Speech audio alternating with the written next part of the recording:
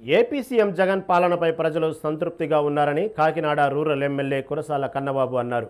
ప్రజలు రాష్ట్రంలో మళ్లీ జగనే సీఎం కావాలని కోరుకుంటున్నారన్నారు.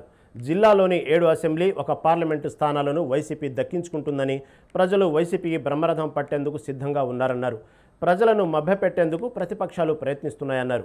మూడోసారి కాకినాడ రూరల్ ఎమ్మెల్యేగా గెలుపొందడం ఖాయమంటున్న కురసాల కన్నబాబుతో మా ప్రతినిధి Naveen Raj face to face.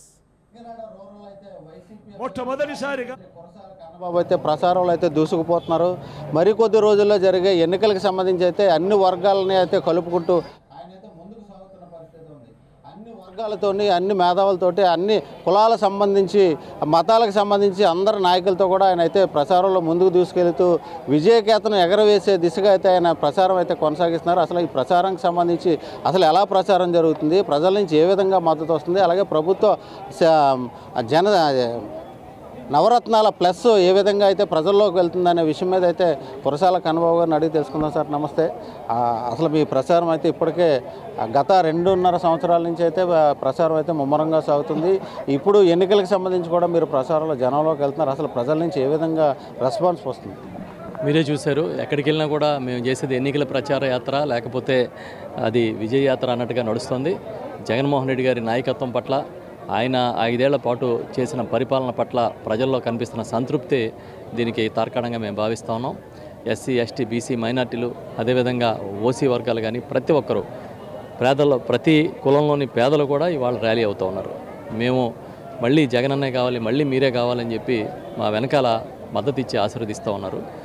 5 ఏళ్ల కాలంలో 2 సంవత్సరాలు కరోనాలో పోయినా చెప్పింది చెప్పినట్టుగా చేసి, చెప్పిన దానికన్నా ఎక్కువే చేసి మమ్మల్ని అందరం కూడా ప్రజల్లో పెట్టి, గడప గడపకు మన ప్రభుత్వం కార్యక్రమంలో దాదాపు 2.5 సంవత్సరాలు ప్రజల్లో తిరిగాను.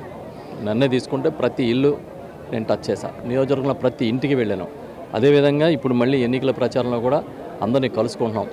ఎందుకు మేము ఇంత బలంగా వెళ్ళగలుగుతున్నామంటే మేము ఏం చేసామో చెప్పగలిగిన ధైర్యం మాకుంది.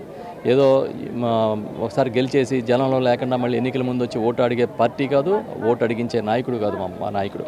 వాళ్ళు నేనున్న 24 గంటలు ప్రజల్లో ఉండేవాడిని. అదేవిధంగా ఇక్కడ మా నాయకులు ఉన్నారు, 24 గంటలు ప్రజల్లోనే ఉంటారు. ఎవరైనా సరే మాకు ఈ కష్టం ఉంది, ఈ సమస్య ఉందని తలుపు తడితే నేను కానీ, మా నాయకులు కానీ, మా టీంలో మెంబర్స్ కానీ ప్రతి ఒక్కరు కూడా చాలా జెన్యున్గా రెస్పాండ్ అవుతామనే విషయం అందరికీ ఇక్కడ ఉన్న అందరికీ తెలుసు. అందుకే ఇది ఆ రెస్పాన్స్ వస్తూ ఉంది. నేను చెప్తా ఉన్నాను, తప్పకుండా కాకినాడ రూరల్ నియోజకవర్గాన్ని, పార్లమెంట్ నియోజకవర్గాన్ని, పార్లమెంట్లోని 7 అసెంబ్లీ స్థానాలను కూడా కైవసం చేసుకుంటాం, ఘన విజయం సాధిస్తాం. తప్పకుండా జగన్మోహన్ రెడ్డి గారు మళ్ళీ ముఖ్యమంత్రి అవుతారు. కాకినాడ రూరల్ నేను ఎమ్మెల్యేగా మళ్ళీ గెలుస్తాము, ఎంపీగా సునీల్ గారు గెలుస్తారని చాలా గట్టి నమ్మకంతో పనిచేస్తున్నాం. అంటే నవరత్నాల ప్లస్కి సంబంధించి ప్రజల నుంచి ఏ విధమైన రెస్పాన్స్ వస్తుంది? అంటే ఒకటేనండి, జగన్మోహన్ రెడ్డి గారు ఇచ్చిన మేనిఫెస్టో చూస్తే అది ఒక నిజాయితీ కనిపిస్తుంది. నేను చేయగలిగితే చెప్తాను, నేను చేయలేకపోతే దాని జోలికి వెళ్ళను, నేను చెప్పలేని అబద్ధాలు అనేది ముఖ్యమంత్రి గారి ఆలోచన. నేను ఓట్లు వేయించుకొని గెలిస్తే చాలు, తర్వాత మనం ఆ మాటలు ఇస్తే ఎవరికి కావాలి, గాలిలో పోతాయి, లేకపోతే మనం చేయకపోయినా మనల్ని అడిగేవాడు ఎవడనేది చంద్రబాబు నాయుడు గారి పాలసీ. ఇద్దరి మధ్యలో ఉన్న ఆ పోలిక అనేది ప్రజలకు అర్థమైంది కాబట్టి ఈరోజు జగన్ గారి మేనిఫెస్టోని నమ్మారు, చంద్రబాబు చెప్పిన మేనిఫెస్టోని నమ్మలే. చంద్రబాబు 14 ఏళ్ళు ముఖ్యమంత్రిగా ఉంటే ఒక్కటైనా హామీ నిలబెట్టుకున్న మీకు ఒక ఉదంతం చెప్పండి, లేదంటే ఒక పథకం చంద్రబాబు మార్కులు చెప్పండి, పలానా పథకాన్ని చంద్రబాబు అమలు చేశాడనే మార్కు చెప్పండి. ఇదేంటంటే జనానికి అర్థమయ్యే రోజులు ఇవి, అర్థం కాని రోజులు ఏం కాదు. వాళ్ళ చెవుల్లో పూలు పెట్టడానికి వాళ్ళకేమీ మసిపూసి మారేడుకాయ చేసే కార్యక్రమం ఇది. ఎవరు కష్టపడుతున్నారు, ఎవరు నిజాయితీగా ఉన్నారని తెలుసు కాబట్టి వాళ్ళ వైఎస్ఆర్ పార్టీకి ఇంత మద్దతు వస్తుంది. సార్, అంటే ఇప్పుడు ఈ ప్రచారంలో అయితే కనుక అటు చంద్రబాబు కానీ, పవన్ కళ్యాణ్ కానీ ల్యాండ్ టైటిలింగ్ యాక్ట్ గురించి అయితే ఓ ప్రచారం చేస్తున్నారు. వైసీపీ అని చెప్పేసి, అంటే మీ స్థలాలను అయితే జగన్మోహన్ రెడ్డి రాయించేసుకుంటాడు అని చెప్పేసి విస్తృతంగా ప్రచారం చేస్తున్నారు. అంటే ఒక అబద్ధాన్ని పదే చెప్తే అది నిజమని నమ్ముతారనే ఒక సిద్ధాంతాన్ని చంద్రబాబు నాయుడు నమ్ముకున్నాడు. ల్యాండ్ టైటిలింగ్ యాక్ట్ అనేది కేంద్ర ప్రభుత్వం ప్రవేశపెట్టింది, చేయమని చెప్పి రాష్ట్రాలకి ఆదేశించింది. ప్రతి ల్యాండ్కి ఉన్న రికార్డు ప్యూరిఫికేషన్ ఉండాలి. ఆ రికార్డు ప్యూరిఫై లేకపోవడం వల్లనే చాలా అనర్థాలకి, ఆస్తుల గొడవలకి కారణం అవుతున్నాయి.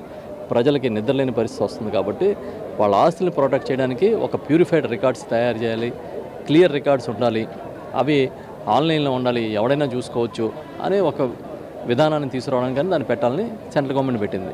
దాన్ని చట్టాన్ని చేసి అసెంబ్లీలో అమలు చేయాలని ఈ రాష్ట్ర ప్రభుత్వం చేసింది. కానీ అదేమి అమలు చేయలేదు, దాంట్లో ఏదో భూతం లేదు, ఈ ప్రజలందరూ ఆస్తులన్నీ జగన్ గారు లాగేసుకుంటారని తప్పుడు ప్రచారం చేస్తున్నారు. ఏం చేసుకుంటారు లాగేసి? ఎందుకు లాగుతారు?